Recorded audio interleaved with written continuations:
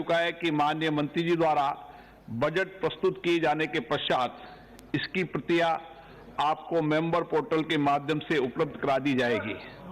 आपको ये भी सूचित किया जाता है कि माननीय वित्त मंत्री जी के बजट भाषण की प्रतियां हार्ड कॉपी के रूप में उपलब्ध कराई जाएगी। अतः बजट प्रस्तुत हो जाने के पश्चात सदस्य कृपया बजट भाषण की अपनी अपनी प्रति प्रकाशन फलक से ले सकते हैं। आइटम नंबर 1 माननीय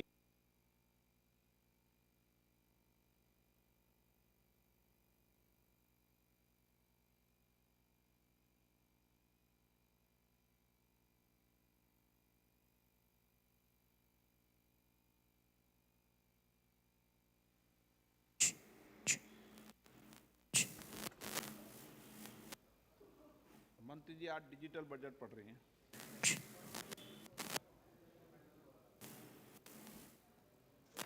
Honorable Speaker,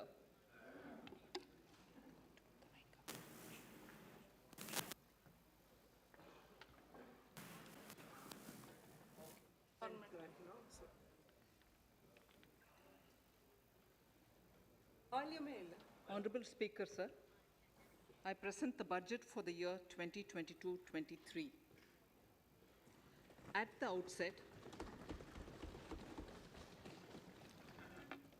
outset, sir, I want to take a moment to express my empathy for those who had to bear adverse health and economic effects of the pandemic. Take out your books and The overall sharp rebound and recovery of the economy is reflective of our country's strong resilience. India's economic growth in the current year is estimated to be 9.2%, highest among all large economies. I recognize we are in the midst of an Omicron wave with high incidence but milder symptoms. Further, the speed and coverage of our vaccination campaign has helped greatly.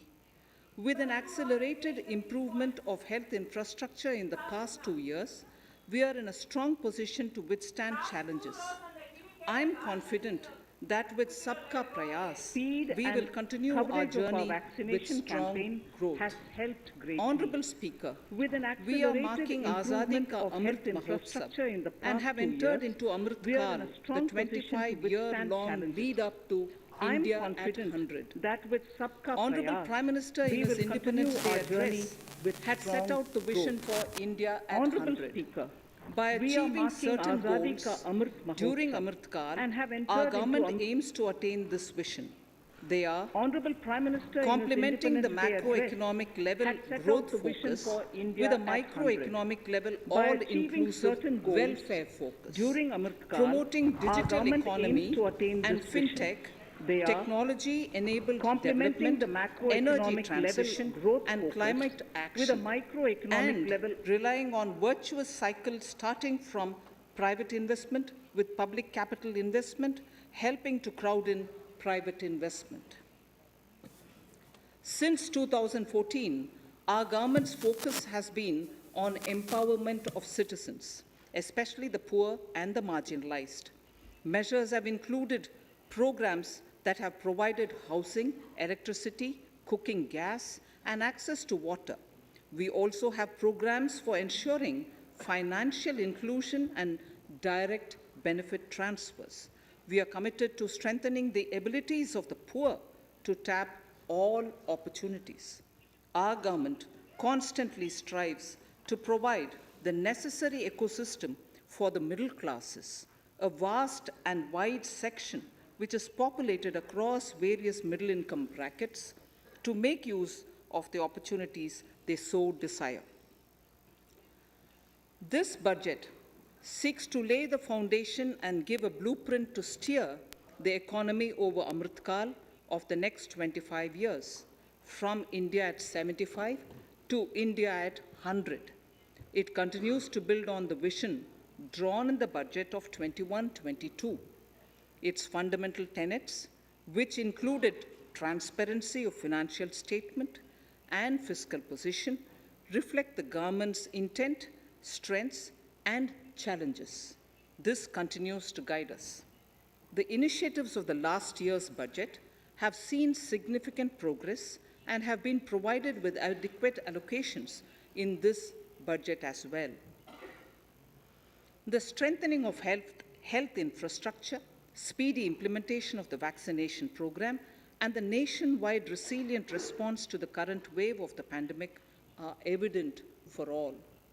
The productivity-linked incentive in 14 sectors for achieving the vision of Atmanirbhar Bharat has received excellent response, with potential to create 60 lakh new jobs and an additional production of 30 lakh crore during next 5 years. Towards implementation of the new public sector enterprise policy, the strategic transfer of ownership of Air India has been completed. The strategic partner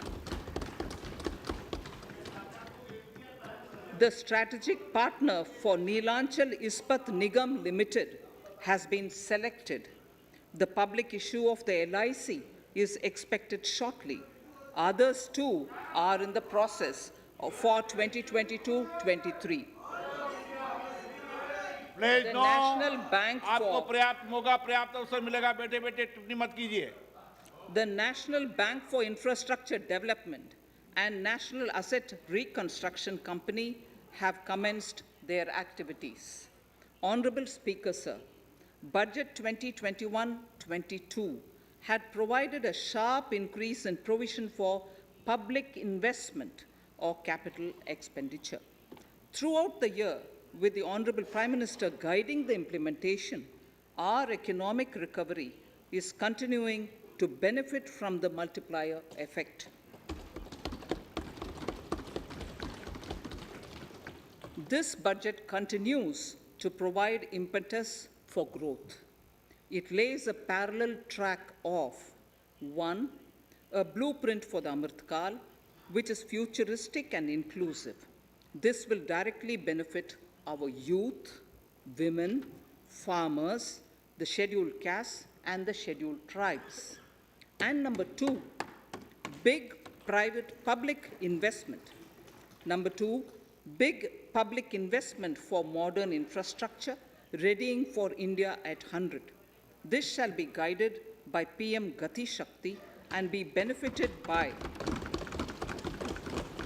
the synergy of multimodal approach.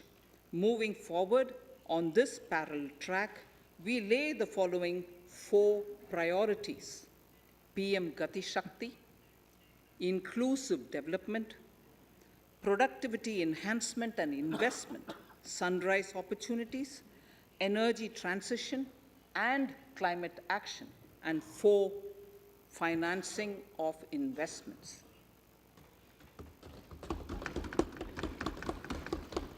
PM Gati Shakti.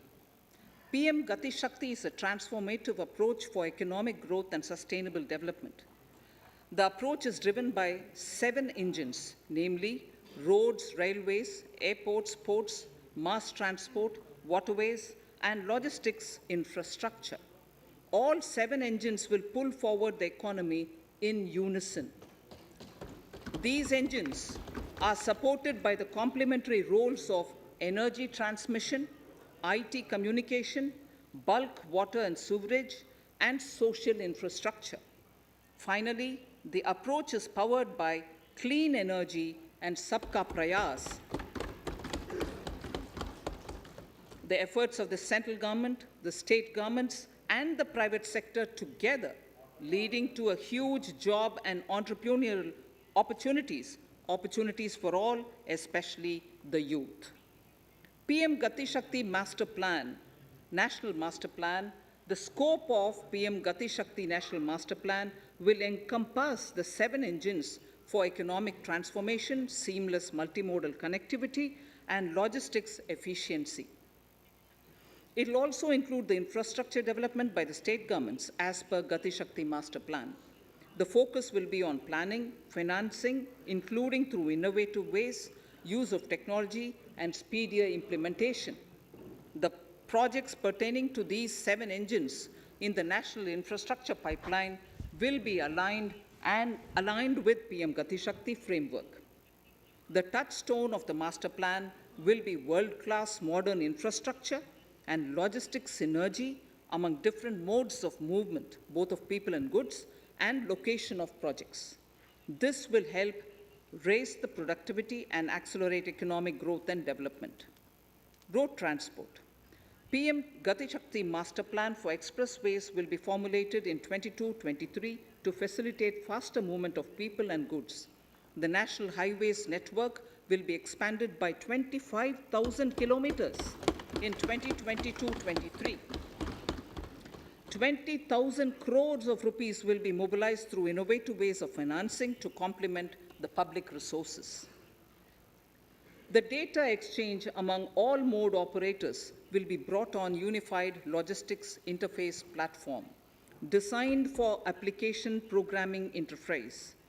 This will provide for efficient movement of goods through different modes, reducing logistics cost and time, assisting just-in-time inventory management, and in eliminating tedious documentation.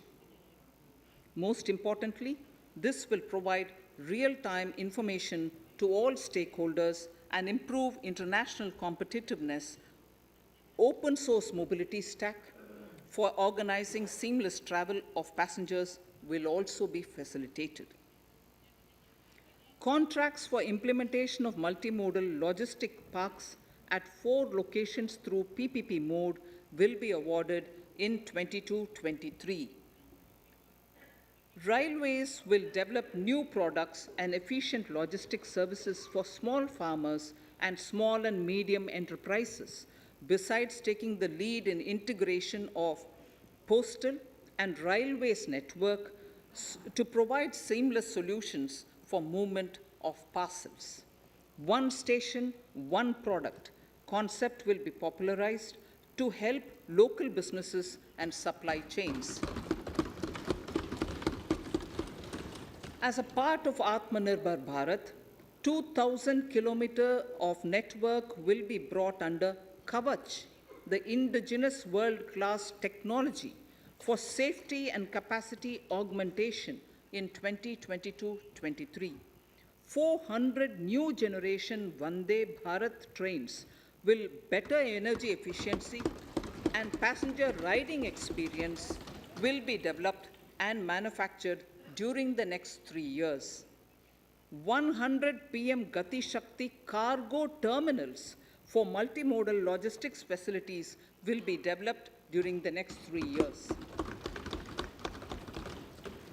Innovative ways of financing and faster implementation will be encouraged for building metro systems of appropriate type at scale. Multimodal connectivity between mass urban transport and railway stations will be facilitated on priority. Design of metro systems, including civil structures, will be reoriented and standardized for Indian conditions and needs. Parvat Mala, as a preferred ecologically sustainable alternative to conventional roads in difficult hilly areas, National Ropeways Development Program will be taken up on PPP mode. The aim is to improve connectivity and convenience for commuters, besides promoting tourism. This may also cover congested urban areas where conventional mass transit system is not feasible. Contracts for 8 such ropeway projects for a length of 60 kilometers will be awarded in 22-23.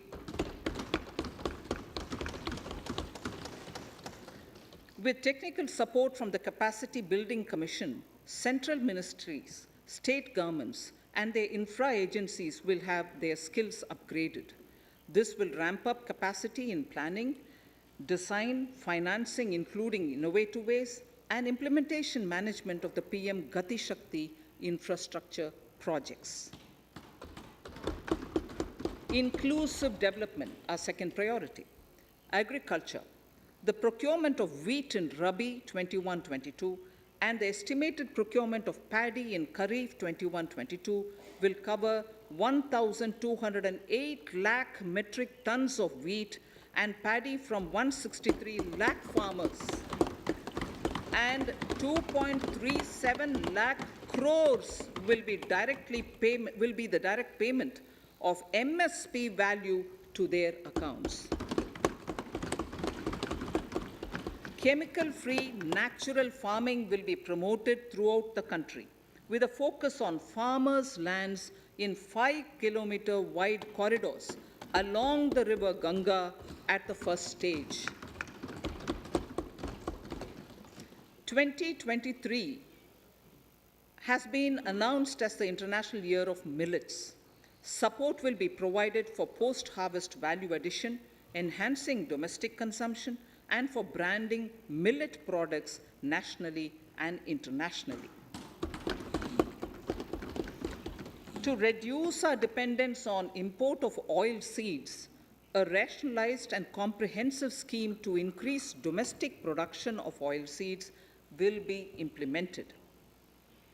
For delivery of digital and high-tech services to farmers with involvement of public sector research and extension institutions, along with private agri-tech players and stakeholders of agri-value chains, a scheme in PPP mode will be launched.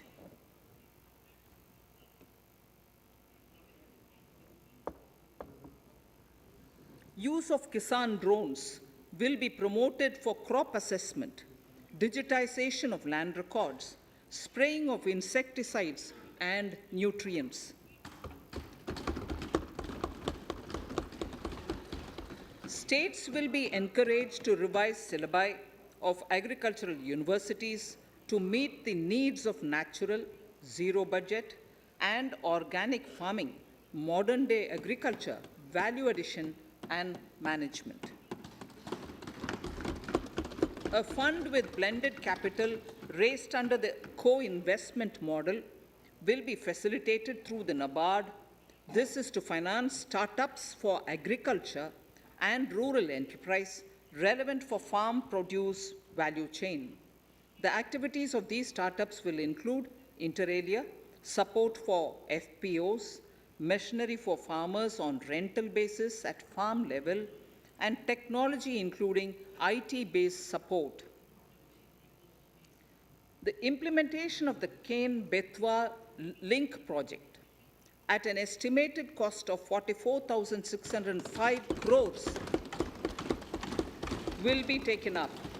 This is aimed at providing irrigation benefits to 9.0 lakh hectare of farmers' lands, drinking water supply to 62 lakh people, 103 megawatt of hydro, 27 megawatt of solar power, allocations of 4,300 crores of rupees in the RE 21-22 and 1,400 crores of rupees in 22-23 have been made for this project.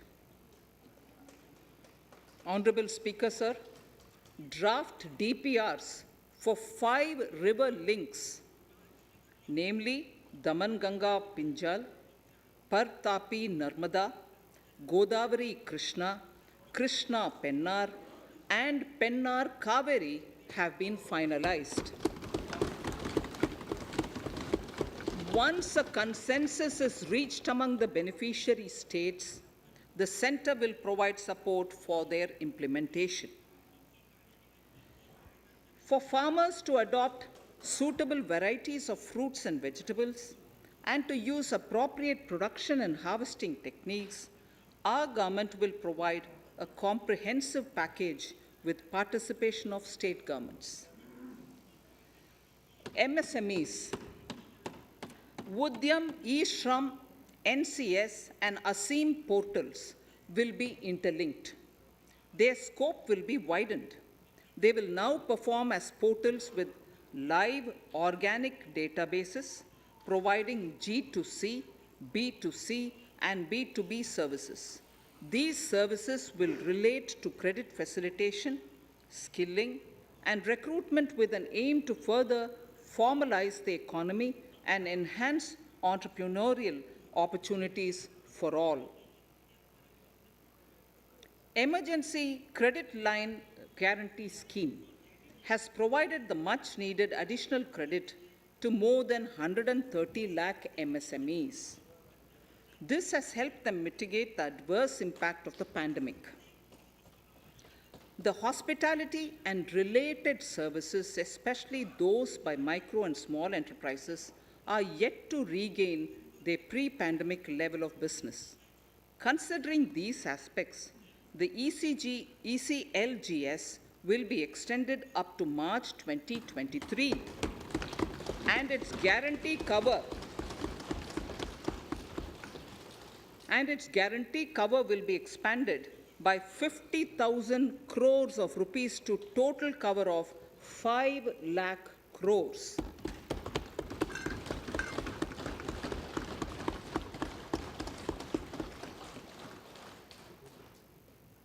With the additional amount being earmarked exclusively for the hospitality and related sectors. Credit Guarantee Trust for Micro and Small Enterprises, CGTMSE, scheme will be revamped with required infusion of funds.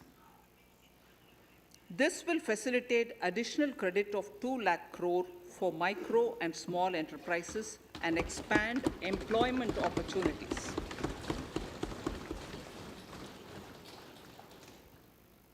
Raising and accelerating MSME performance, RAMP, program with outlay of 6,000 crore over 5 years will be rolled out. This will help MSME sector become more resilient, competitive, and efficient.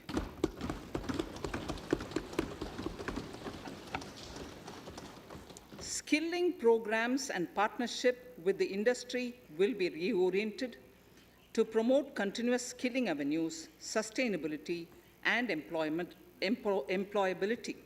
The National Skill Qualification Framework will be aligned with dynamic industry needs. Digital ecosystem for skilling and livelihood, the Desh Stack e-portal, will be launched. This aims to empower citizens to skill, reskill, or upskill through online training. It will also provide API-based trusted skill credentials, payment and discovery layers to find relevant jobs and entrepreneurial opportunities. Startups will be promoted to facilitate Drone Shakti through varied applications and for drone as a service. In select ITIs in all states, the required courses for skilling will be started. Due to the pandemic-induced closure of schools, our children, particularly in the rural areas and those from scheduled castes and scheduled tribes and other weaker sections, have lost almost 2 years of formal education. Mostly, these are children in government schools. We recognize the need to impart supplementary teaching and to build a resilient mechanism for education delivery. For this purpose, One Class, One TV channel program of PM E-Vidya will be expanded from 12 to 200 TV channels. This will enable all states to provide supplementary education in regional languages for classes 1 to 12.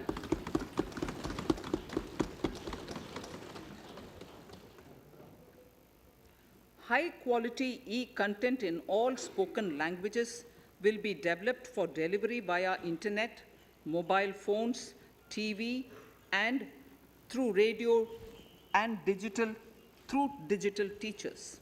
A competitive mechanism for development of quality e-content by the teachers will be set up to empower and equip them with digital tools of teaching and facilitate better learning outcomes. A digital university will be established to provide access to students across the country for world-class quality universal education with personalized learning experience at their doorsteps. This will be made available in different Indian languages and ICT formats. The university will be built on a networked hub and spoke model, with the hub building cutting-edge ICT expertise. The best public universities and institutions in the country will collaborate as a network of hub and spoke. An open platform for the national digital health ecosystem will be rolled out. It will consist of digital registries of health providers and health facilities, unique health identity, consent framework, and universal access to health facilities.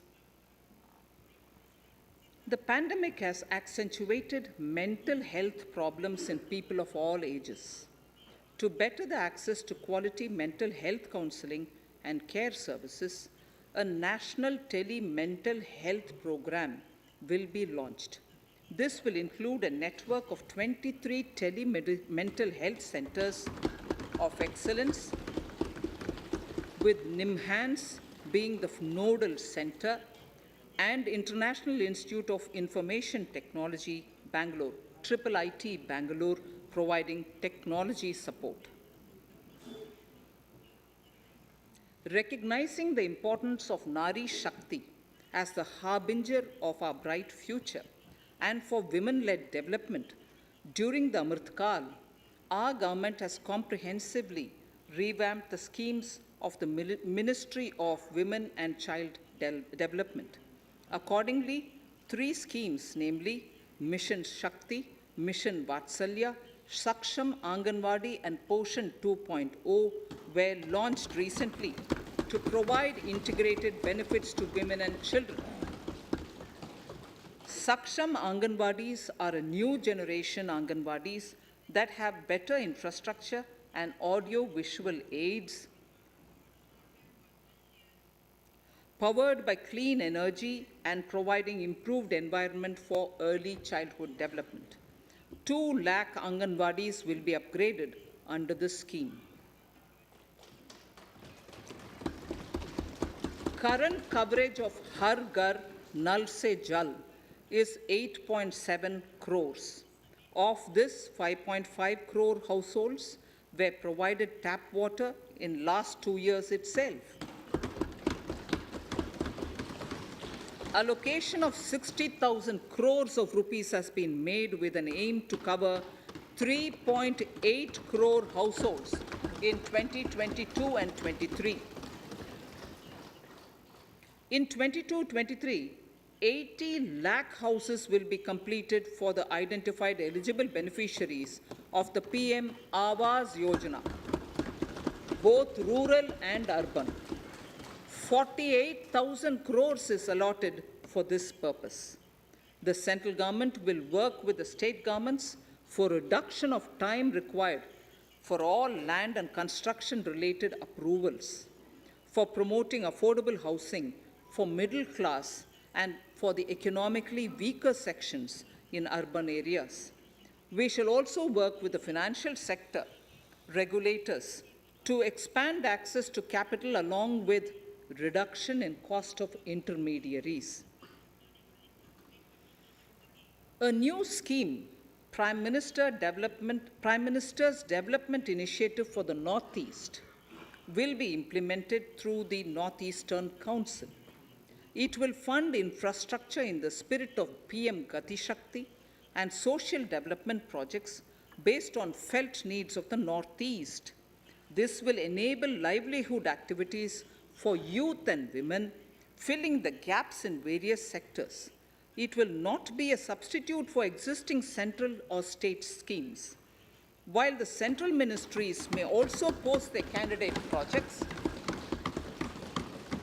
priority will be given to those posted by the states. An initial allocation of 1,500 crores of rupees will be made, and the initial list of projects is given in Annexure 1 of my speech.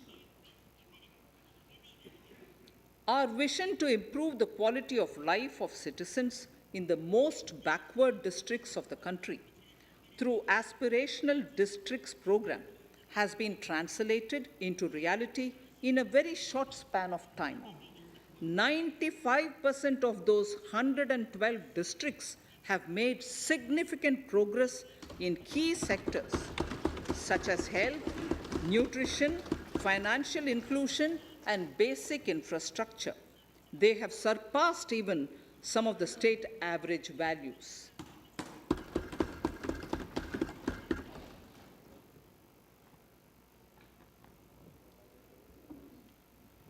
However, in those districts, some blocks continue to lag.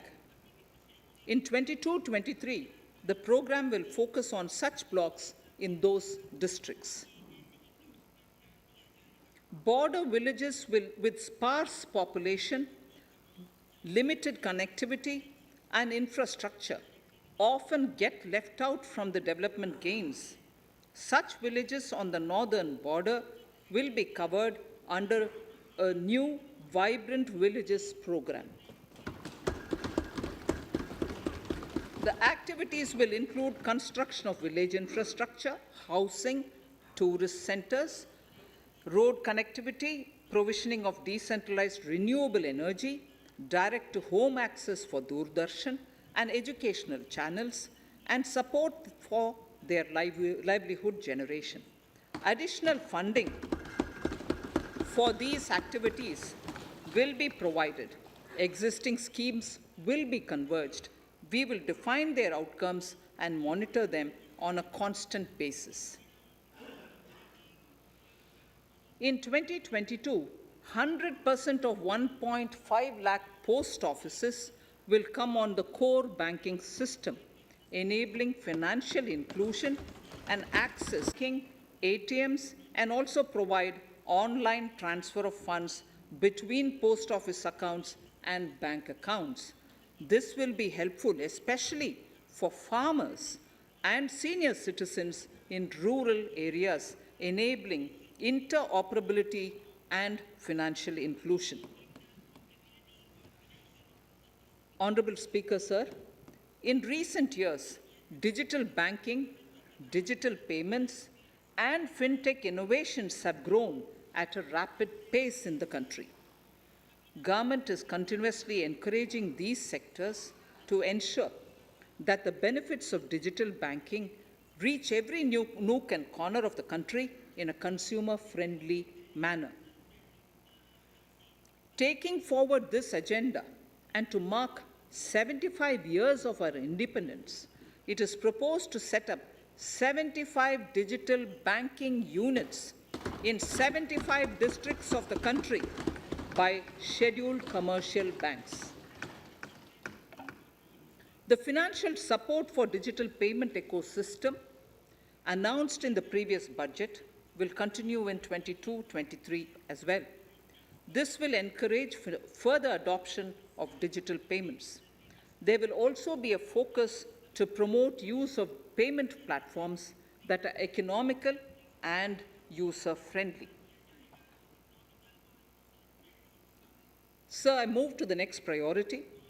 In recent years, over 25,000 compliances were reduced and nearly 1,500 union laws were repealed. This is the result of our government's strong commitment for minimum government and maximum governance. 1,486 union laws were repealed. Our trust in the public and ease of doing business is what is highlighted here, sir. For the Amrit Kal, the next phase of ease of doing business 2.0, and ease of living will be launched. In our endeavor to improve productive efficiency of capital and human resources, we will follow the idea of trust-based governance. The new phase will be guided by an active involvement of the states, digitization of manual processes and interventions, integration of the central and state level systems through IT bridges, a single point access for all citizen-centric services, and standardization and removal of overlapping compliances, crowdsourcing of suggestions, and ground level assessment of the impact with active involvement of citizens and businesses will be encouraged. A single window portal, Parivesh, for all green clearances was launched in 2018. It has been instrumental in reducing the time required for approvals significantly. The scope of this portal will be expanded to provide information to the applicants based on location of units. Information about specific approvals will be provided. It will enable application for all 4 approvals through a single form and tracking of the process through Centralized Processing Center Green, CPC Green. E-passports. The issuance of e-passports using embedded chip and futuristic technology will be rolled out in 22-23 to enhance the convenience for the citizens in their overseas travel. By the time of India at 100, nearly half our population is likely to be living in urban areas. To prepare for this, orderly urban development is of critical importance. This will help realize the country's economic potential, including livelihood opportunities for the demographic dividend. For this, on the one hand, we need to nurture the megacities and their hinterlands to become current centers of economic growth. On the other, we need to facilitate Tier 2 and Tier 3 cities to take on the mantle in the future. This would require us to reimagine our cities into centers of sustainable living with opportunities for all, including women and our youth. For this to happen, urban planning cannot continue with a business as usual approach. We plan to steer a paradigm change. A high-level committee of reputed urban planners, urban economists, and institutions will be formed to make recommendations on urban sector policies, capacity building, planning, implementation, and governance. For urban capacity building, support will be provided to the states. Modernization of building bylaws, town planning schemes, transit-oriented development will be implemented. This will facilitate reforms for people to live and work closer to the mass transit systems. The central government's financial support for mass transit projects and Amrit scheme will be leveraged for formulation of action plans and their implementation for facilitating the TOD and TPS by the states. For developing India-specific knowledge in urban planning and design, and to deliver certified training in these areas, up to 5 existing academic institutions in different regions will be designated as centers of excellence. These centers will be provided endowment fund of 250 crore each. In addition, the AICTE will take the lead to improve syllabi, quality, and access of urban planning courses in other institutions. We will promote a shift to use of public transport in urban areas. This will be complemented by clean tech and governance solutions, special mobility zones with zero fossil fuel policy and EV vehicles. Battery swapping policy. Considering the constraint of space in urban areas, for setting up charging stations at scale, a battery swapping policy will be brought out and interoperability standards will be formulated.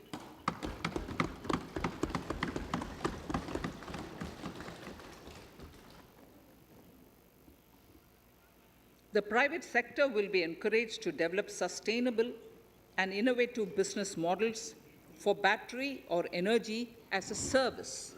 This will improve efficiency in the EV ecosystem. Efficient use of land resources is a strong imperative. States will be encouraged to adopt unique land parcel identification number to facilitate IT-based management of records. The facility for transliteration of land records across any of the Schedule 8 languages will also be rolled out. The adoption of linkage with National Generic Document Registration System, NGDRS, with the One Nation, One Registration software will be promoted as an option for uniform process of registration and anywhere registration of deeds and documents. Necessary amendments in the code IBC will be carried out to enhance the efficiency of the resolution process and facilitate cross-border insolvency resolution. Accelerated corporate exit. Several IT-based systems have been established for accelerated registration of new companies. Now the Center for Processing Accelerated Corporate Exit, CPACE, will process re-engineering, will be established to facilitate and speed up the voluntary winding up of these companies from the currently required 2 years to less than 6 months. Government procurement. Government rules have recently been modernized for the needs of Amritkal. The new rules have benefited from the inputs from various stakeholders. The modernized rules allow use of transparent quality criteria besides cost and evaluation of complex tenders. Provisions have been made for payment of 75% of running bills mandatorily within 10 days and for encouraging settlements of disputes through conciliation. As a further step to enhance transparency and to reduce delays in payments, a completely paperless, end-to-end online e-bill system will be launched for use by all central ministries for their procurements. The system will enable the suppliers and contractors to submit online their digitally signed bills and claims and track their status from anywhere. To reduce indirect cost for suppliers and work contractors, the use of surety bonds as a substitute for bank guarantee will be made acceptable in government procurements. Business such as gold imports may also find this useful. IRDAI, insurance regulator, has given the framework for issue of surety bonds by insurance companies. AVGC Promotion Task Force. The animation, visual effects, gaming, and comic, the AVGC sector, offers immense potential to employ youth. An AVGC Promotion Task Force with all stakeholders will be set up to recommend ways to realize this and build domestic capacity for serving our markets and the global demand. Telecom sector. Telecommunications in general and 5G technology in particular can enable growth and offer job opportunities. Required spectrum auctions will be conducted in 2022 to facilitate rollout of 5G's mobile services within 2022-23 by private telecom providers. A scheme for design-led manufacturing will be launched to build a strong ecosystem for 5G as part of the production-linked incentive scheme. To enable affordable broadband and mobile service proliferation in rural and remote areas, 5% of annual collections under the Universal Service Obligation Fund will be allocated. This will provide and this will promote R&D and commercialization of technologies and solutions. Our vision is that all villages and their residents should have the same access to e-services, communication facilities, and digital resources as urban areas and their residents. The contracts for laying optical fiber in all villages, including remote areas, will be awarded under the BharatNet project through PPP in 22 and 23. Completion is expected in 2025. Measures will be taken to enable better and more efficient use of the optical fiber. Export promotion.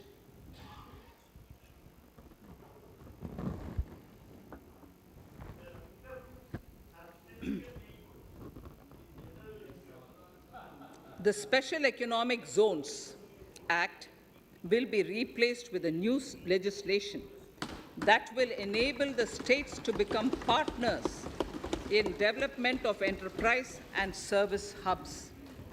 This will cover all large existing and new industrial enclaves to optimally utilize available infrastructure and enhance competitiveness of exports.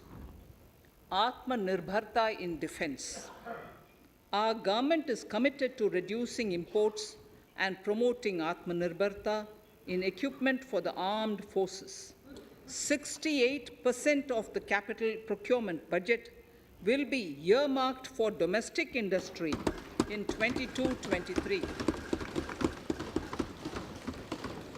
up from 58% in 21-22. Defense R&D will be opened up for industry, startups, and academia, with 25% of defense R&D budget earmarked.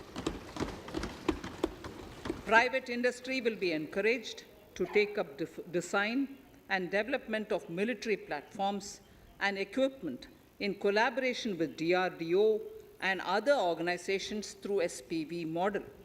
An independent nodal umbrella body will be set up for meeting wide-ranging testing and certification requirements. Artificial intelligence, geospatial systems and drones, semiconductor and its ecosystem, space economy, genomics and pharmaceuticals, green energy and clean mobility systems have immense potential to assist sustainable development at scale and modernize the country.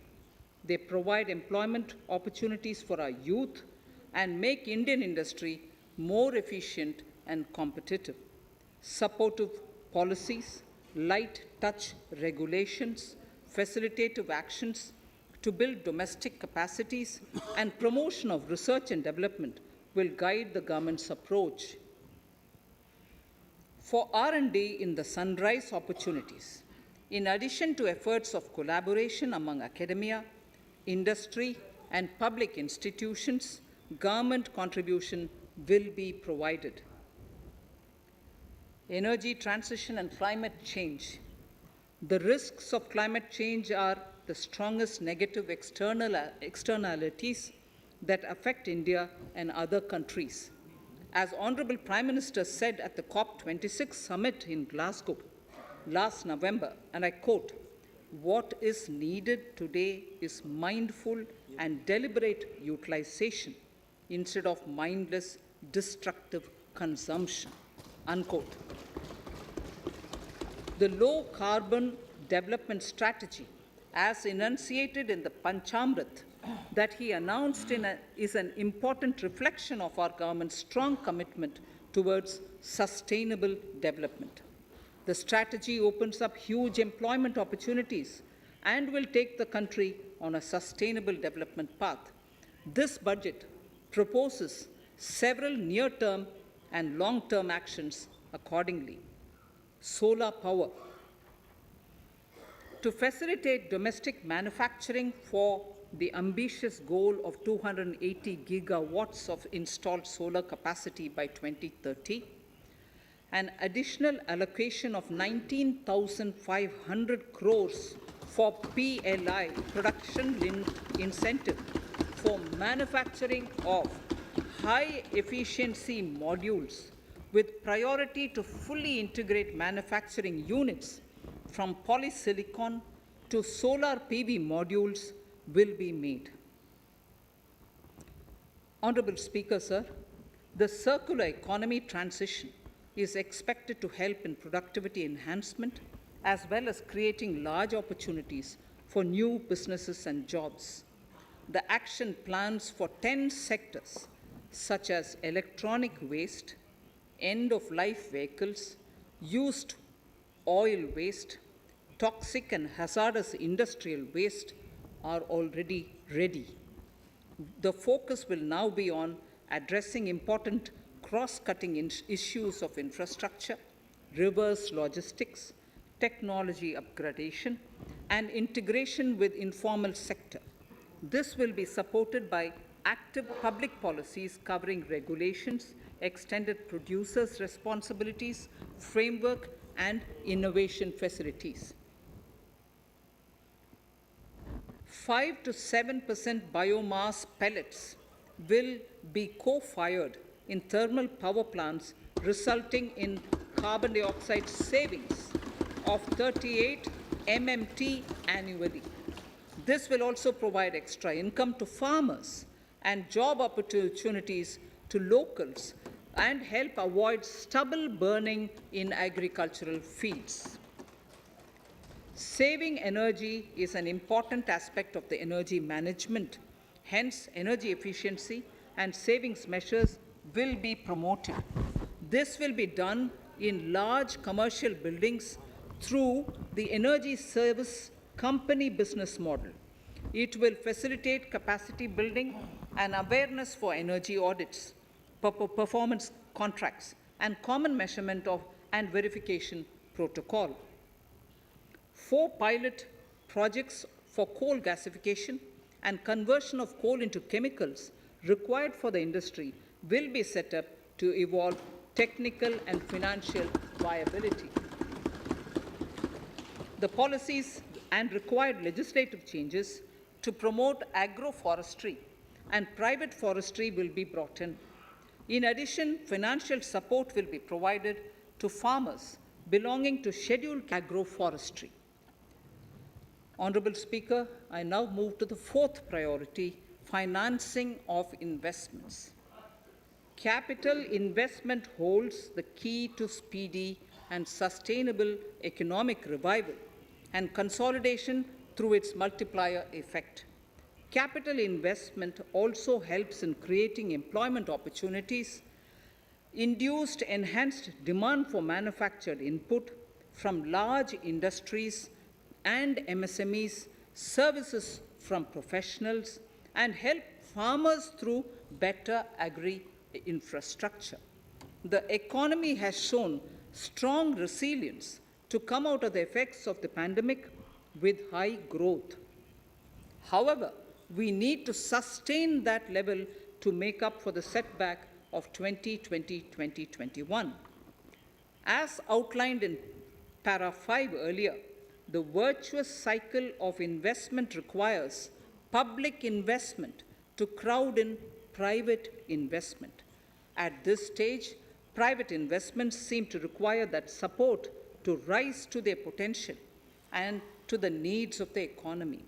Public investment must continue to take the lead and prime the private investment and demand in 2022-23. Considering the above imperative, the outlay for capital expenditure in the union budget is once again being stepped up sharply by 35.4% from 5.54 lakh crore in the current year to 7.50 lakh crores in 22-23. This has increased to more than 2.2 times the expenditure of 2019-20. This outlay in 22-23 will be 2.08 9% of the GDP. Effective capital expenditure.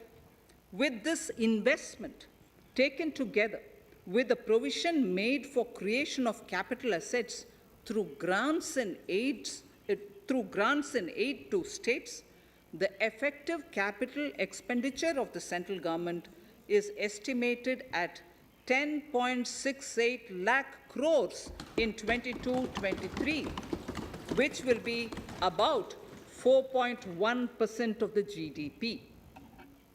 Green bonds. As a part of the government's overall market borrowings in 22-23, sovereign green bonds will be issued for mobilizing resources for green infrastructure. The proceeds will be deployed in public sector projects, which help in reducing the carbon intensity of the economy.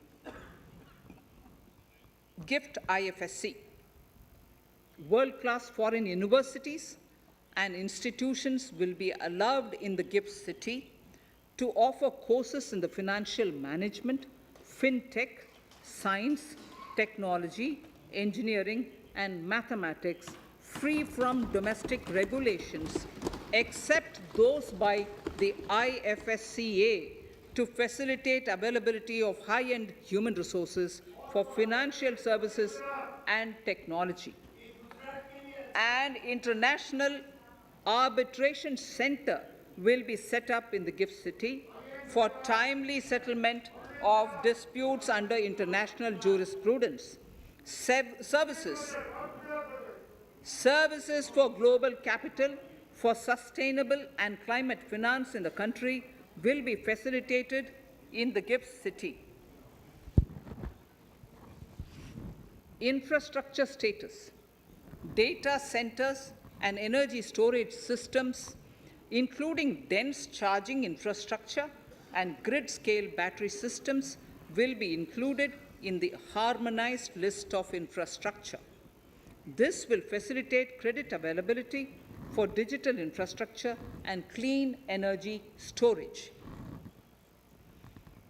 Venture capital and private equity invested more than 5.5 lakh crores last year, facilitating one of the largest startup growth system. Scaling up this investment requires a holistic examination of regulatory and other frictions. An expert committee will be set up to examine and suggest appropriate measures. Government-backed funds, NIIF and SIDBI, Fund of Funds, have provided scale capital, creating a multiplier effect.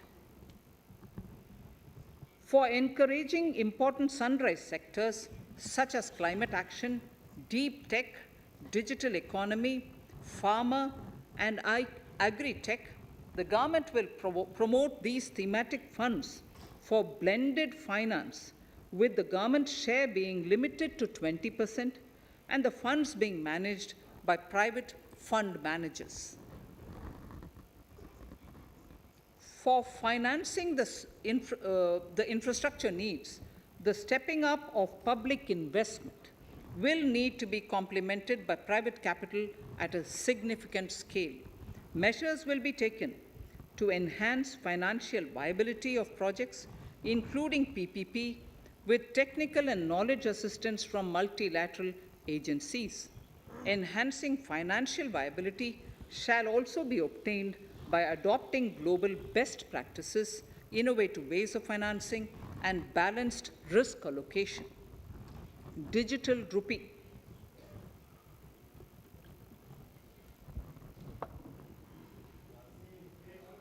Introduction of a central bank digital currency will give a big boost to digital economy. Digital currency will also lead to a more efficient and cheaper currency management system.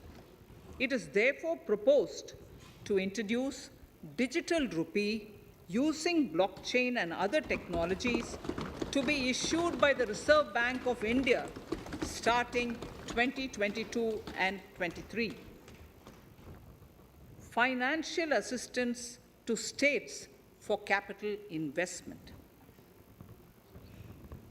Reflecting the true spirit of cooperative federalism, the central government is committed to bolstering the hands of the states in enhancing their capital investment towards creating productive assets and generating remunerative employment.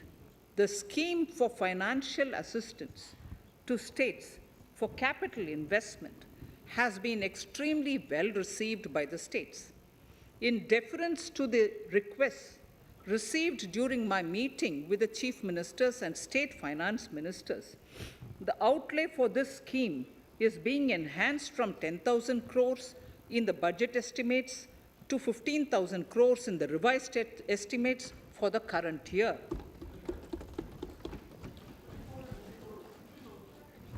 For 22-23,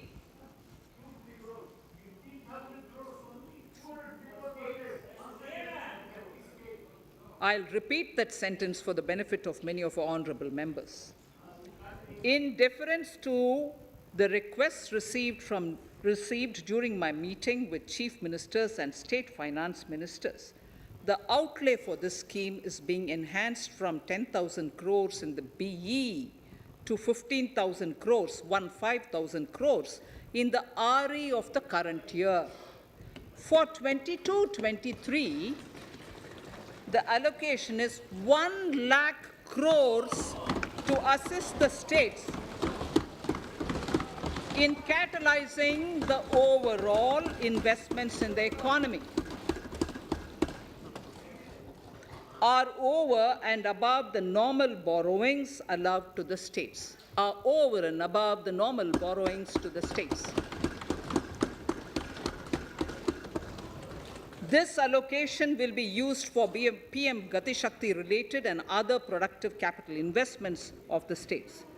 It will also include components for supplemental funding for priority segments of PM Gram Sadak Yojana, including support for the state share, digitization of the economy, including digital payments and completion of OFC network, and reforms related to building bylaws, town planning schemes, transit-oriented development, and transferable development rights. In 22-23, in accordance with the recommendations of the 15th Finance Commission, the states will be allowed a fiscal deficit of 4% of the GSDP, of which 0.5% will be tied to power sector reforms, for which the conditions have already been communicated in 21-22. Fiscal management. As against a total expenditure of 34.83 lakh crores of rupees projected in the BE 21-22, the revised estimate is 37.70 lakh crores. The revised estimate of capital expenditure is 6.3 lakh crores of rupees. This includes an amount of 51,971 crores towards settlement of outstanding guaranteed liabilities of Air India and its other sundry commitments. Coming to the budget estimates, Honorable Speaker, sir, the total expenditure in 22-23 is estimated at 39.45 lakh crores, while the total receipts other than borrowings are estimated at 22.84 lakh crores of rupees.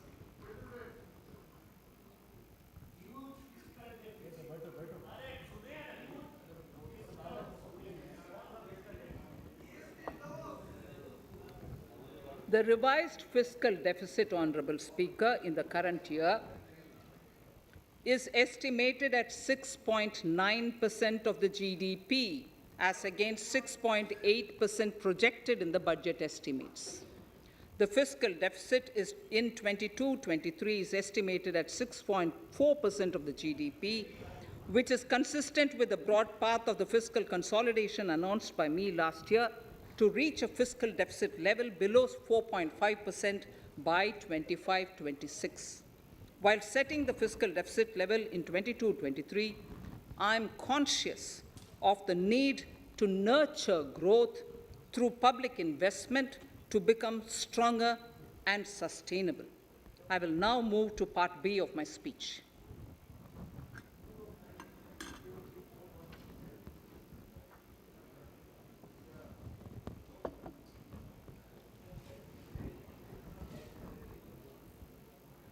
Direct tax.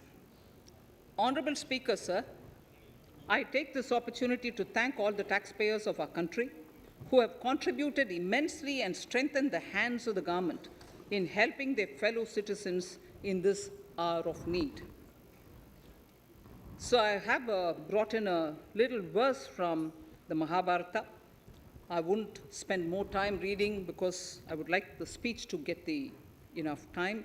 However, the substance of it is the king must make arrangements for yoga kshema, which is the welfare of the populace, by way of abandoning any laxity and by governing the state in line with dharma, along with collecting taxes which are in consonance with dharma. This is Mahabharata Shanti Parva Adhyaya, Shloka 11 from 72. Drawing wisdom from our ancient texts, we continue on the path to progress. The proposals in this budget, while continuing with our declared policy of stable and predictable tax regime, intend to bring more reforms that will take ahead our vision to establish a trustworthy tax regime. This will further simplify the tax system, promote voluntary compliance by taxpayers, and reduce litigation. Introducing new updated return. India is growing at an accelerated pace and people are undertaking multiple financial transactions. The Income Tax Department has established a robust framework of reporting of taxpayers' transactions. In this context, some taxpayers may realize that they have committed omissions or mistakes in correctly estimating their income for tax payment. To provide an opportunity to correct such errors, I'm proposing a new provision permitting taxpayers to file an updated return on payment of additional tax. This updated return can be filed within 2 years from the end of the relevant assessment year.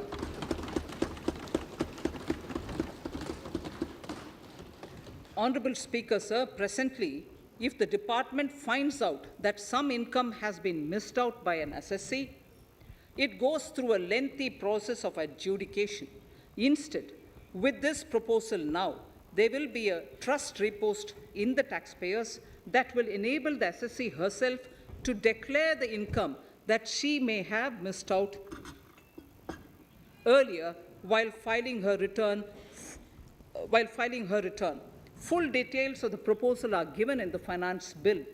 It is an affirmative step in the direction of voluntary compliance.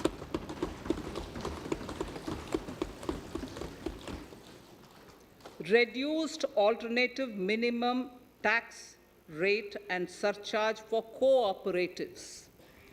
Currently, cooperative societies are required to pay alternate minimum tax at the rate of 18 and 1.5%. However, companies pay the same rate, the same, which is the alternate minimum tax, at the rate of 15%. To provide a level playing field between cooperative societies and companies, I propose to reduce this rate for the cooperative societies also to 15%.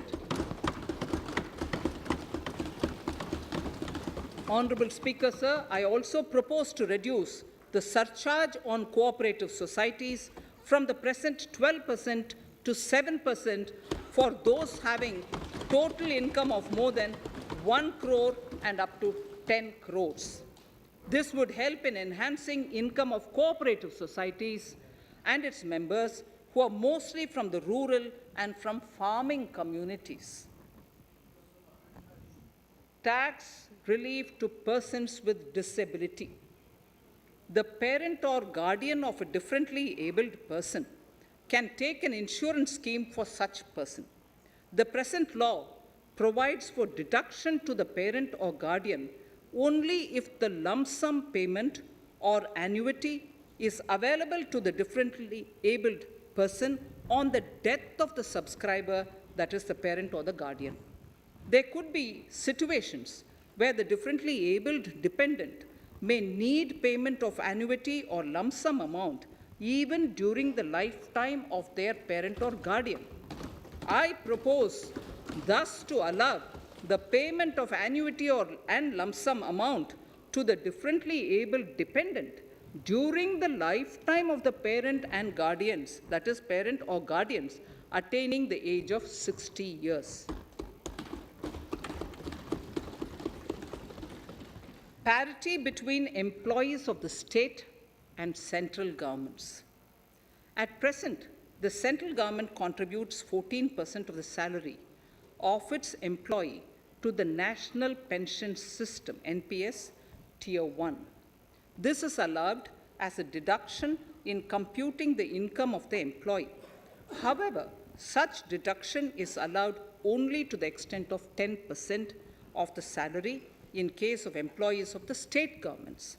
To provide equal treatment to both central and state government employees, I propose to increase the tax deduction limit from 10% to 14% on employers' contribution to the MPS account of state government employees as well.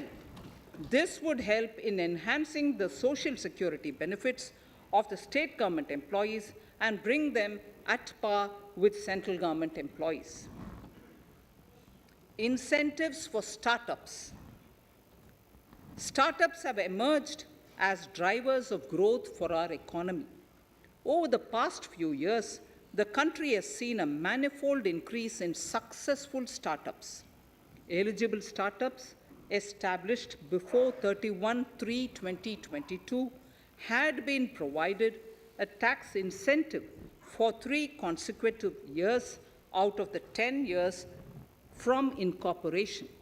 In view of the COVID pandemic, I propose to extend the period of incorporation of the eligible startup by 1 more year, that is up to 31/3/2023, for providing such tax incentives.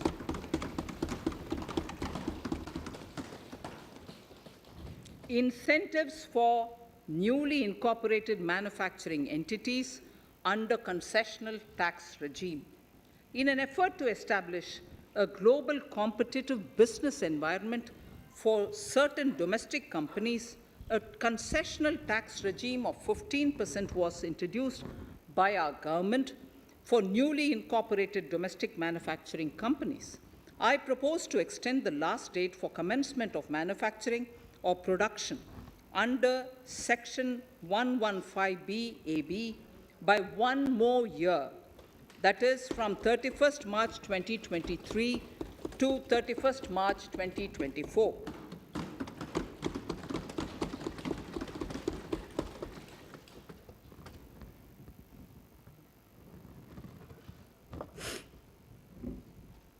Scheme for taxation of virtual digital assets.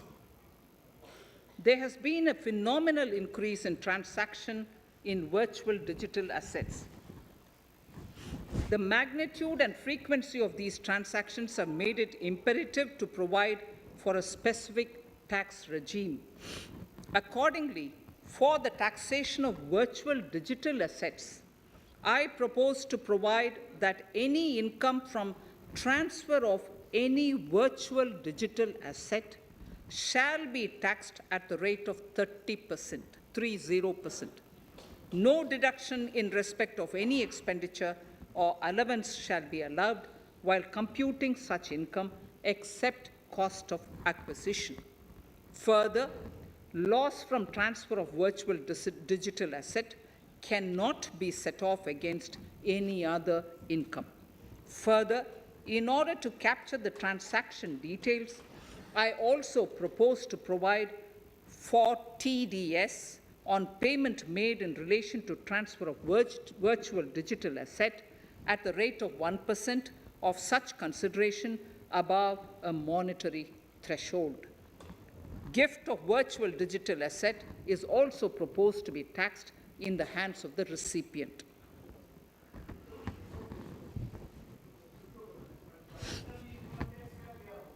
Litigation management to avoid repetitive appeals by the department.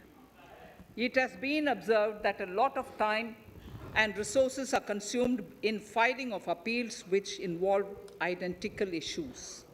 Taking forward our policy of sound litigation management, I propose to provide that if a question of law in the case of an assessee is identical to a question of law which is pending in the appeal before a jurisdictional high court or Supreme Court, in any case, the filing of further appeal in the case of this assessee by the department shall be deferred till such a question of law is decided by the jurisdictional high court or the Supreme Court.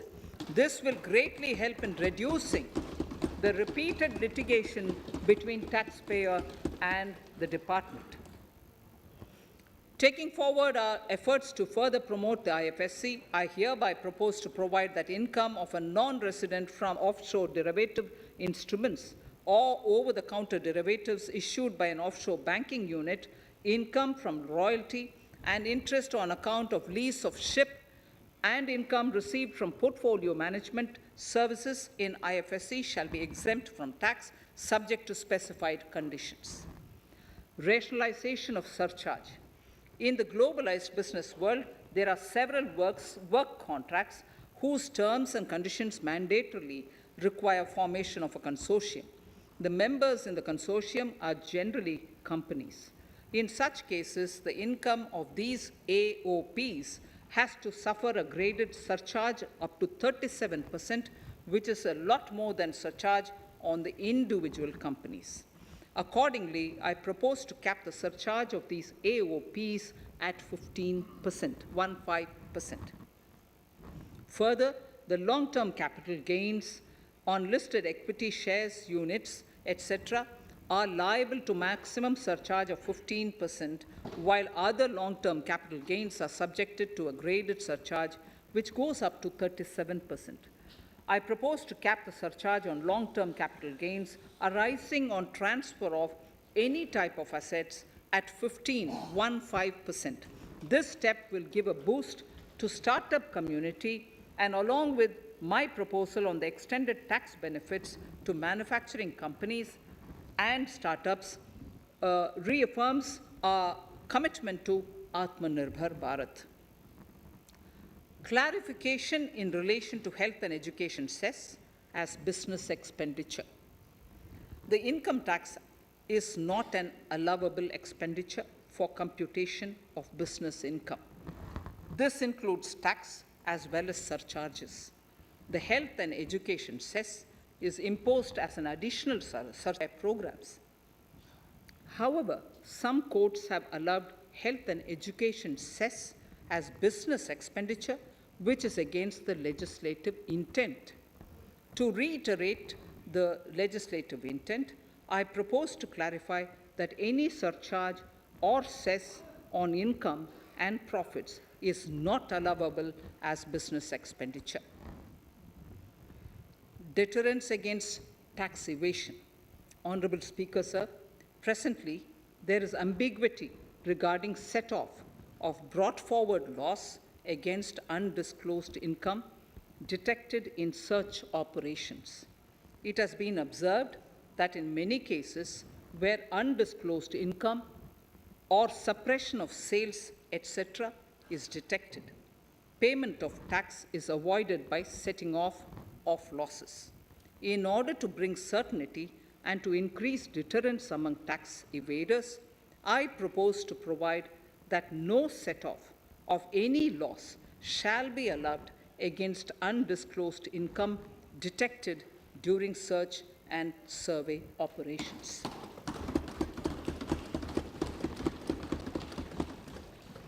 It has been noticed that as a business promotion strategy, there is a tendency on businesses to pass on benefits to their agents. Such benefits are taxable in the hands of the agents.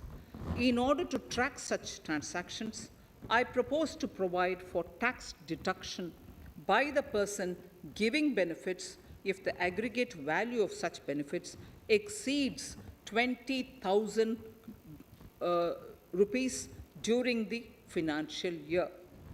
A few other changes are being made, the details of which are there in the finance bill. Indirect taxes. So remarkable progress in GST. GST has been a landmark reform of independent India, showcasing the spirit of cooperative federalism. While aspirations were high, there were huge challenges too. These challenges were overcome deftly and painstakingly under the guidance and the oversight of the GST Council. We can now take pride in a fully IT-driven and progressive GST regime that has fulfilled the cherished dream of India as one market, one tax. There are still some challenges remaining, and we aspire to meet them in the coming year. The right balance between facilitation and enforcement has engendered significantly better compliance, and enforcement has engendered better compliance. GST revenues are buoyant despite the pandemic. I would bring in something which I've got to know this morning, not part of my speech, but worth putting in here for the knowledge of the Honorable House. I would like to bring to the notice of this House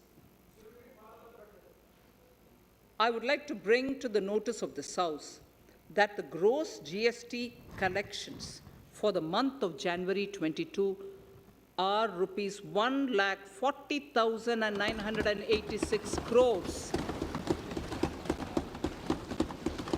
which is the highest since the inception of GST.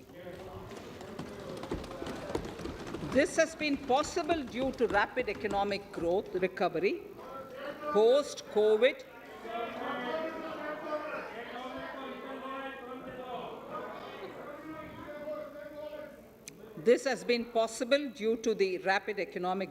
recovery post-COVID, as well as various policy and administration undertaken by central and state tax administrations. Taxpayers deserve applause for this growth. Not only did they adapt to the changes, but enthusiastically contributed to the cost of paying taxes. Special economic zones. In part A of my speech, I have referred to the proposed reforms in SEZs. Alongside, we will also undertake reforms in customs administration of SEZs, and it shall henceforth be fully IT-driven and function on the customs national portal with a focus on higher facilitation and with only risk-based checks.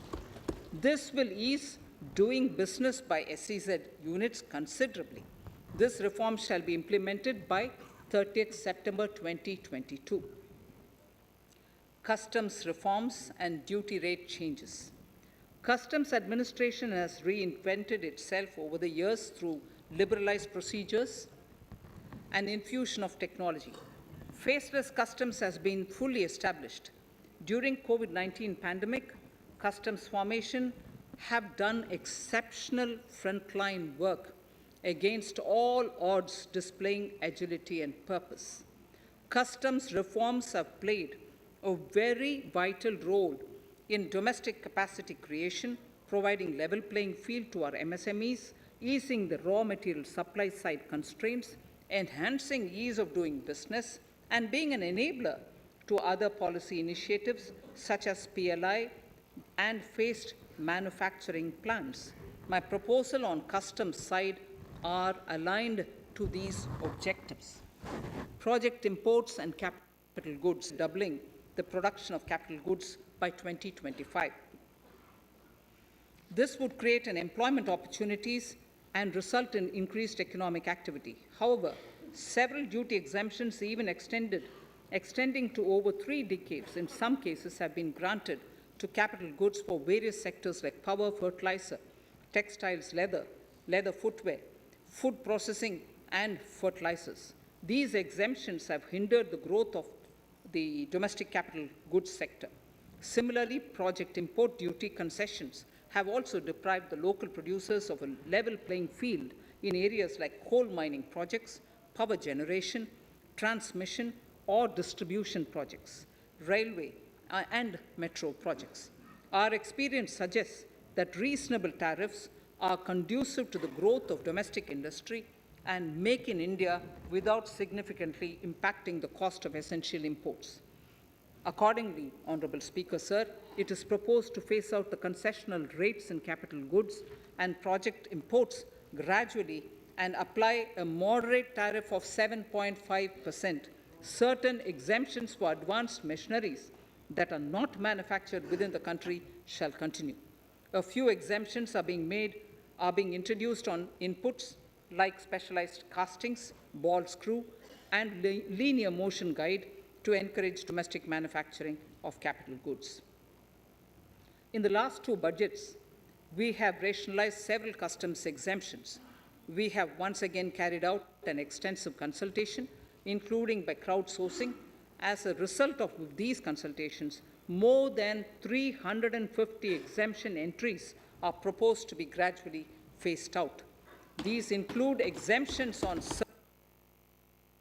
certain agricultural produce,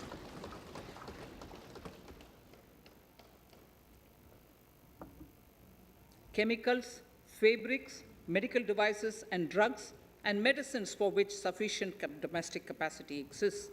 Further, as a simplification measure, several concessional rates are being incorporated in the customs tariff schedule itself instead of prescribing them through various notifications. This comprehensive review will simplify the customs rate and tariff structure, particularly for sectors like chemicals, textiles, and metals, and minimize disputes. Removal of exemption on items which are or can be manufactured in India and providing concessional duties on raw material that go into manufacturing of intermediate products will go many a step forward in achieving our objective of Make in India and Atmanirbhar Bharat. I shall now take up specific sector-specific proposals. Electronics. Electronic manufacturing has been growing rapidly. Customs duty rates are being calibrated to provide a graded rate structure to facilitate domestic manufacturing of wearable devices, hearable devices, and electronic smart meters. Duty concessions are being given to parts of transformer of mobile phone chargers and camera lens of mobile camera module and certain other such items. This will enable domestic manufacturing of high-growth electronic items. Gems and jewelry.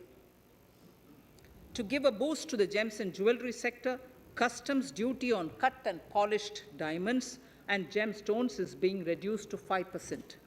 Simply sawn diamond would attract nil customs duty. To facilitate export of jewelry through e-commerce, a simplified regulatory framework shall be implemented by June this year to disincentivize import of undervalued imitation jewelry. The customs duty on imitation jewelry is being prescribed in a manner that a duty of at least 400 rupees per kg is paid on its import. Chemicals. Customs duty on certain critical chemicals, namely methanol, acetic acid, and heavy feedstocks for petroleum refining are being reduced, while duty is being raised on sodium cyanide, for which adequate capacity in the domestic arena exists. These changes will help in enhancing domestic value addition. MSMEs. Duty on umbrellas is being raised to 20%. Exemption to parts of umbrellas is being withdrawn.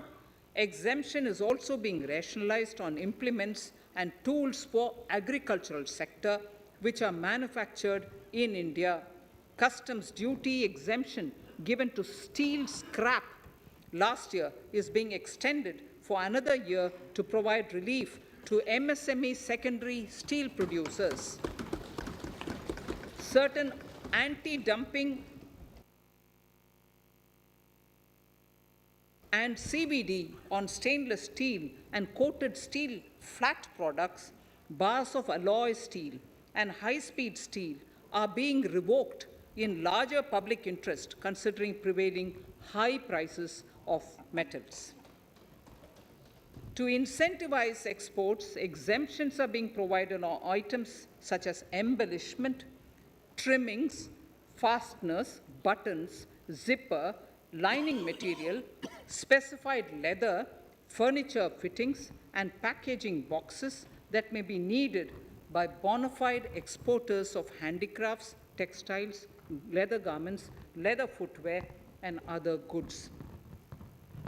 Honorable Speaker, sir, duty is being reduced on certain inputs required for shrimp aquaculture so as to promote its exports. Tariff measure to encourage blending of fuel. Blending of fuel is a priority for this government. To encourage the efforts for blending of fuel, unblended fuel shall attract an additional differential excise duty of rupees 2 per litre from first day of October 22. A few other changes are being made in duty rates, customs, tariff, and customs law, the details of which are there in the finance bill. Mr. Speaker, sir, with these words, I commend the budget to this august House. Thank you. Item number 2, Srimati Nirmala Sitharaman ji.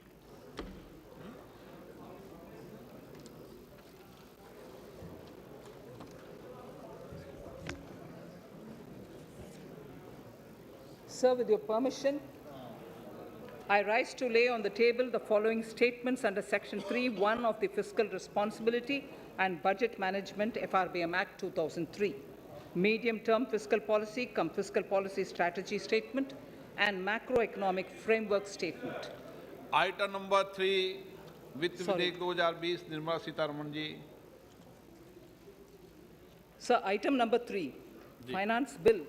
Sir, with your permission, I rise to move for leave to introduce the Finance Bill 2022.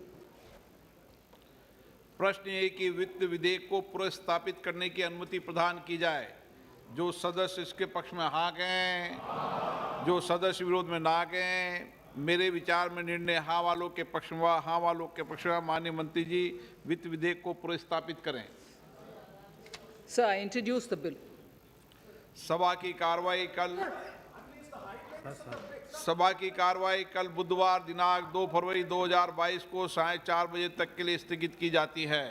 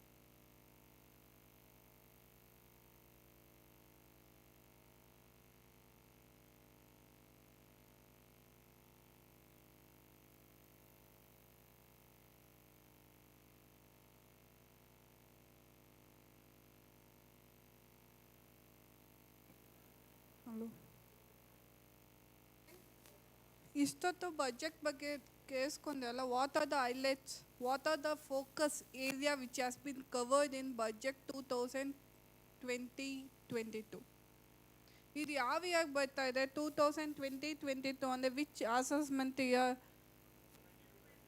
22 is ಯಾವುದಾಗುತ್ತೆ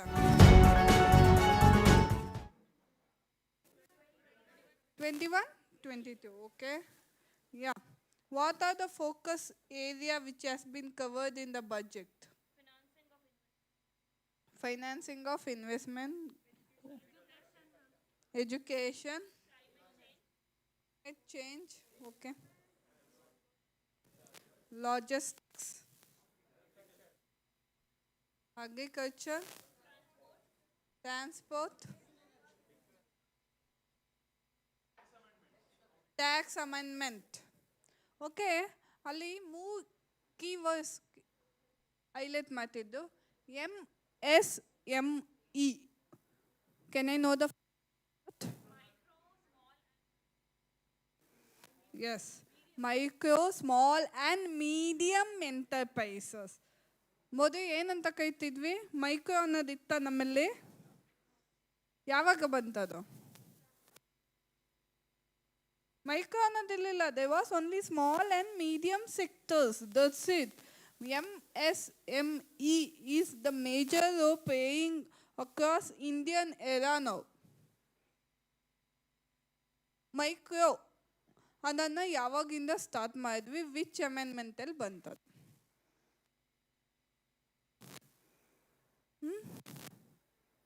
Okay, there was one more section.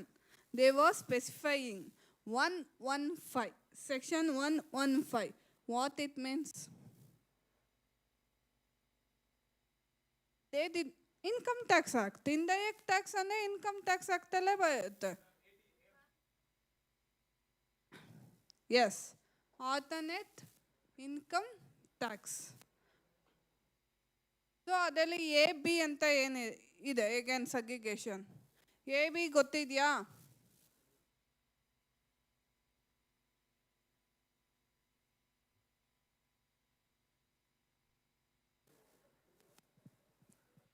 What is the main budget ಮಾಡಿದೆಲ್ಲ ಅಲ್ಲಿಯ ಬಜೆಟ್ಗೂ ಈ ಬಜೆಟ್ಗೂ ಏನು difference? What is the major difference? What is the major difference? Very simple.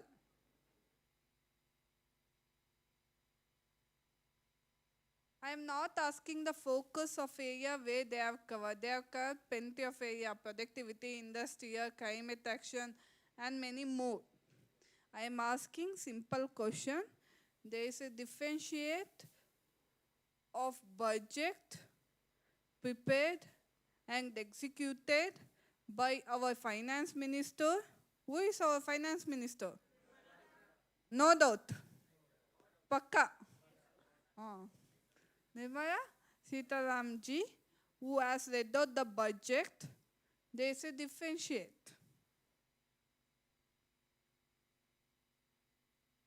Yes. But this is the first time they have digitalized their budget. Okay? Which year the budget which has been read out by the finance minister? ಯಾವ ವರ್ಷದ್ದು? First year, second year ಅವ್ರು read out ಮಾಡ್ತಿರೋದು? Fourth year. Fourth year budget. Again, she has a chance to read one more year. Right? Next, she has said this is the year where we have collect a close to highest tax. Which is the tax that she has correct? GST. What is the reason she has given? COVID. Economic recovery. She used the term called as economic recovery.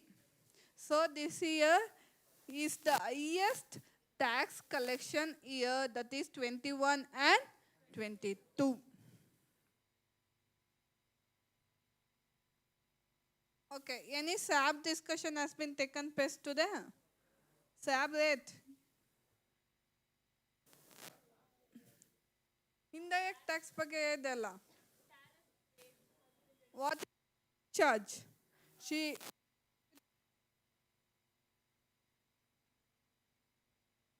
for which category? Yes, for long-term capital gain, to 15%. Again, there she has mentioned transfer of intangible or virtual assets. What is the surcharge? 30%. No directions, correct.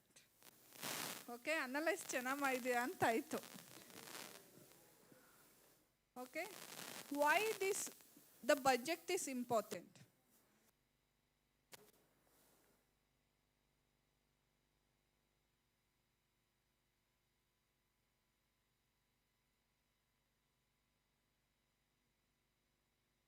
Okay, so to make ಆಗಲಿ if I want to run ಅಥವಾ house ಎಲ್ಲ ಏನೇ ಒಂದು ಖರ್ಚು ವ್ಯವಸ್ಥೆ ನೋಡ್ಕೋಬೇಕಂದ್ರೆ we have to plan in same way in the nation they have done the budget. Okay, my last question. Okay, I want any one to answer this by standing representing yourself. What is the new with the budget this year? What is the new with the budget this year? I need 3 to 4 points.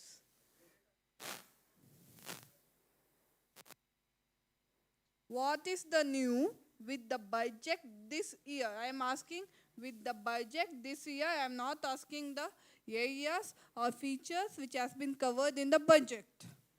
My question is so simple. What is the new with the budget this year? I am not asking any highlights. I am not asking what should the finance minister explained in the budget.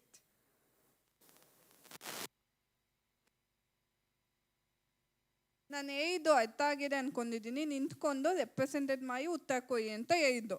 ಯಾವುದೋ ಕ್ವಶನ್ಗೆ ಯಾವುದೋ ಉತ್ತರ ಕೊಟ್ಟಂಗಲ್ಲ.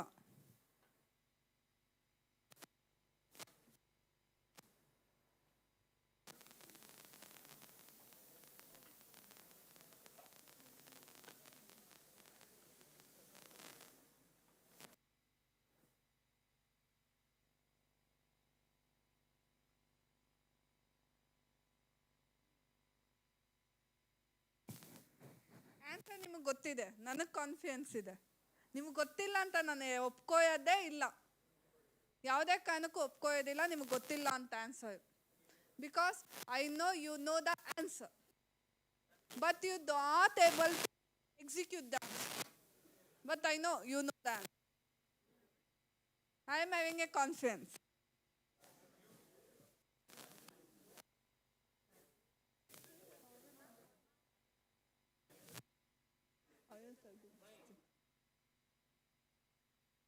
Yeah, sure.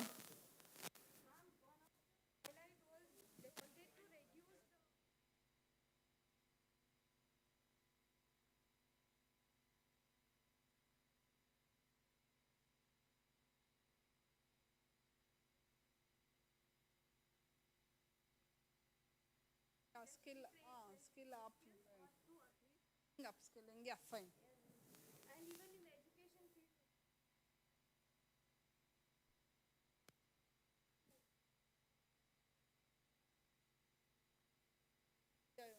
Our Development of 100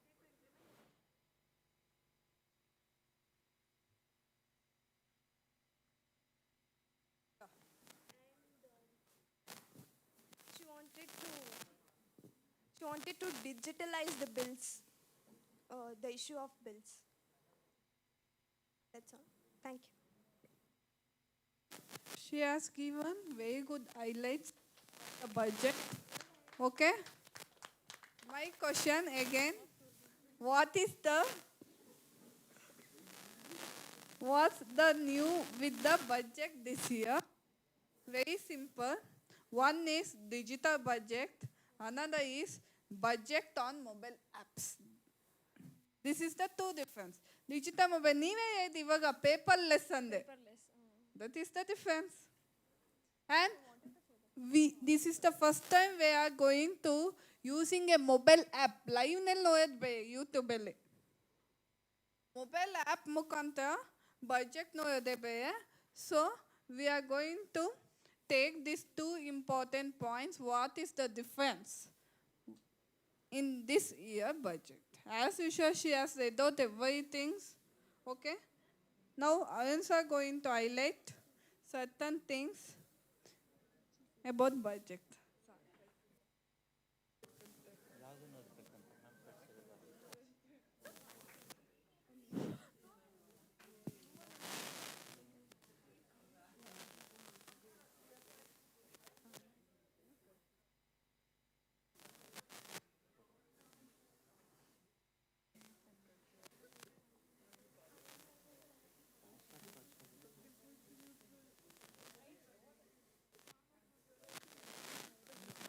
Okay, friends. First, what is budget? Budget ಅಂದ್ರೆ ಏನು correct meaning ನೋಡಿ, plan ಅಂತ making idea for the future.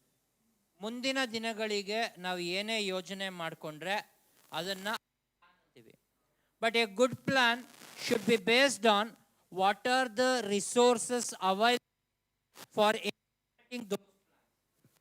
ನಿಜವಾಗ್ಲೂ ಒಂದು ಒಳ್ಳೆ ಪ್ಲಾನ್ ಮಾಡಬೇಕಾದ್ರೆ ನಮ್ಗೆ ಏನು ರಿಸೋರ್ಸಸ್ ಇದೆ within that we have to make a plan. ಅದನ್ನು ನಮ್ಗೆ ಏನು ಸಿಗ್ತಿದೆ ಅದರಲ್ಲಿ ಮಾಡ್ತಾ ಇದ್ದೀವಿ.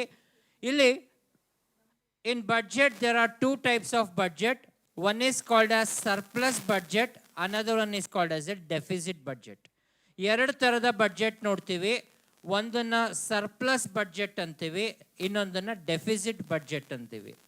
What is surplus budget? When country is having sufficient fund for meeting all its requirement, it is called as a surplus budget. ಯಾವಾಗ ಒಂದು ದೇಶಕ್ಕೆ ತಾನು ಹಾಕೊಂಡಿರೋಂಥ ಪ್ರತಿಯೊಂದು ಪ್ಲಾನನ್ನು ಇಂಪ್ಲಿಮೆಂಟ್ ಮಾಡೋದಕ್ಕೆ ಸಫಿಷಿಯಂಟ್ ದುಡ್ಡು ಅದರ ಹತ್ರ ಇದ್ದರೆ ಸರ್ಪ್ಲಸ್ ಬಡ್ಜೆಟ್ ಅಂತ ಕರಿತೀವಿ. But when sources is less but we have to allocate more fund, ನಮ್ಮ ಹತ್ರ ಬಂದಿರೋ ದುಡ್ಡು ಕಡಿಮೆ ಇದೆ ಆದರೆ ನಮಗೆ ಬೇಕಾಗಿರೋ ದುಡ್ಡು ಜಾಸ್ತಿ ಇದೆ ಅಂದರೆ ಅದನ್ನು ಡೆಫಿಸಿಟ್ ಬಡ್ಜೆಟ್ ಅಂತೀವಿ. ನಮ್ಮ ಇಂಡಿಯಾದಲ್ಲಿ ಪ್ರತಿ ವರ್ಷ ಈ ವರ್ಷದಂಗೆ ಆಗ್ತಿರೋದು ಡೆಫಿಸಿಟ್ ಬಡ್ಜೆಟ್. ಅಂದರೆ ನಮ್ಮ ಹತ್ರ ಸಫಿಷಿಯಂಟ್ ಫಂಡ್ಸ್ ಇಲ್ಲದೆ ಇರೋದ್ರಿಂದ ನಮಗೆ ಎರಡು ಆಪ್ಷನ್ ಇದೆ. One is we can take something like ಫಂಡ್ಸನ್ನು ತಗೋಬೋದು. ಅದರಲ್ಲಿ ಎರಡು ಥರ ಇದೆ. One is a type of fund which is no need to repay. ನಾವು ತಗೋತೀವಿ, ಅದನ್ನು ವಾಪಸ್ ಕೊಡೋ ಅವಶ್ಯಕತೆ ಇರೋದಿಲ್ಲ, ಒಂದು ರೀತಿ ಡೊನೇಷನ್ ರೀತಿಯಲ್ಲಿ ಬರುತ್ತೆ. ಇನ್ನೊಂದು ವಿ ಕ್ಯಾನ್ ಟೇಕ್ ಲೋನ್, ಸಾಲವನ್ನು ಪಡಿಬೋದು. ಸೊ ಅದರ ಮೂಲಕ ನಾವು ನಡೆಸ್ಬೋದು. ಸೊ ಈಗ ಡೆಫಿಸಿಟ್ ಬಡ್ಜೆಟ್ ಆಗಿದೆ. ಯಾವ ರೀತಿ ಅದನ್ನು ಸರಿದೂಗಿಸ್ತಾರೆ ಅದನ್ನು ಗೊತ್ತಿಲ್ಲ, ನೋಡೋಣ. ಈಗ ಹೈಲೈಟ್ಸನ್ನು ನಮ್ಮ ಸರ್ ಕಳಿಸಿದ್ದಾರೆ. ಕೆಲವು ಹೈಲೈಟ್ಸ್ಗಳನ್ನು ಓದ್ತಾ ಇದ್ದೀನಿ. HOD ಸತ್ಯಪಾಲ್ ಶರ್ಮಾ ಸರ್ ನಿಮಗೆ ಈಸಿ ಆಗಲಿ ಅಂತಂದ್ಬಿಟ್ಟು ಬ್ರೀಫಾಗಿ ಮಾಡಿ ಕಳಿಸಿದ್ದಾರೆ. ಸೊ ನೋಡಿ, ಅದು ಏನೇನಿದೆ ಹೈಲೈಟ್ ಅನ್ನೋದನ್ನು ಓದ್ತಾ ಹೋಗ್ತೀನಿ.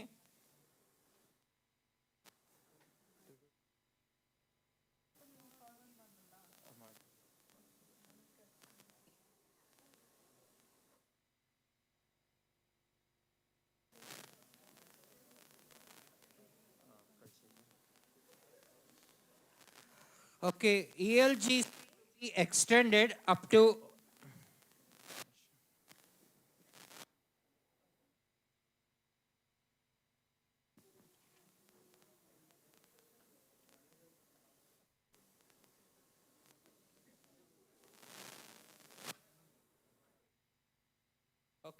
ELGC be extended up to March 23.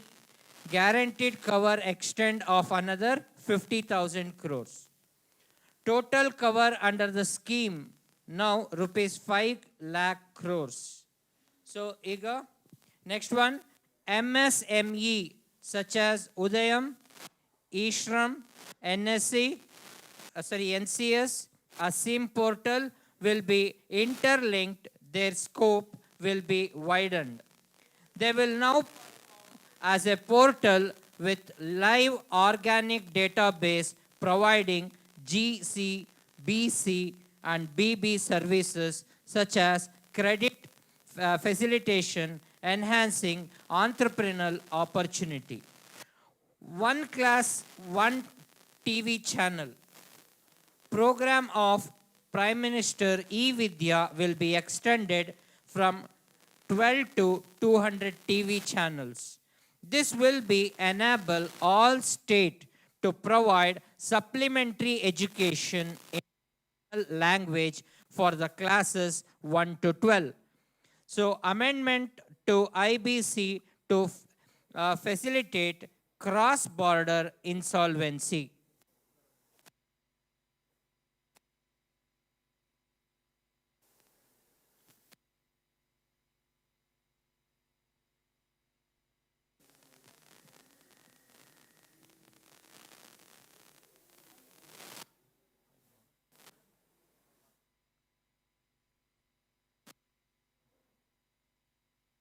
A battery mapping policy, bartery.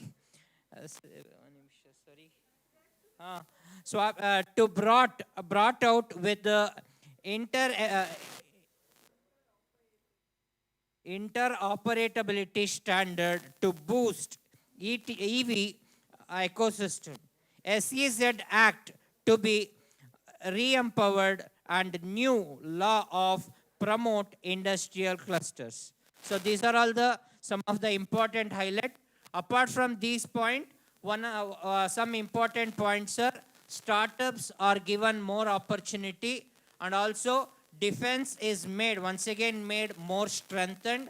So nearly 68% is implemented on the research and development of the defense area.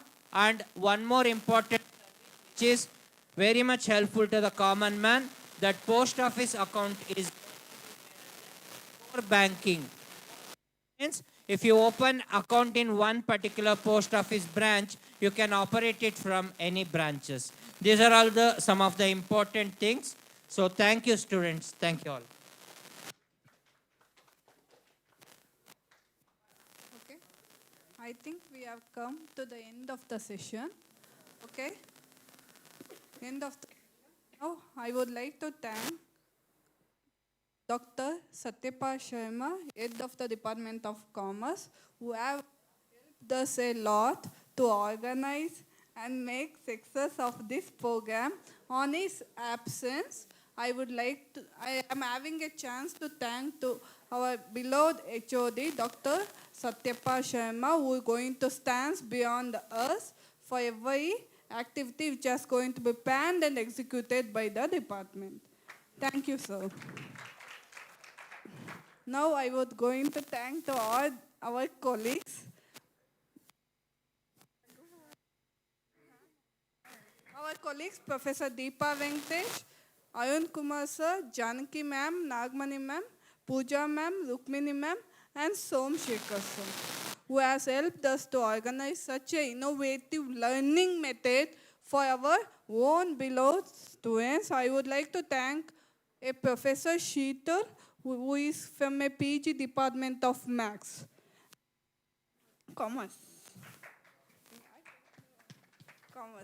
Thank you.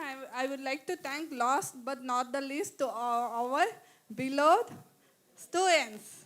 And Asif sir, thanks for organizing all the required things which has to be execute this program. I would like to thank our Vice Principal, Professor H.C. Bellad, and Professor Dr. Y.C. Kamara, Principal of the National College, who has helped us to organize this program. Thank you, one and all.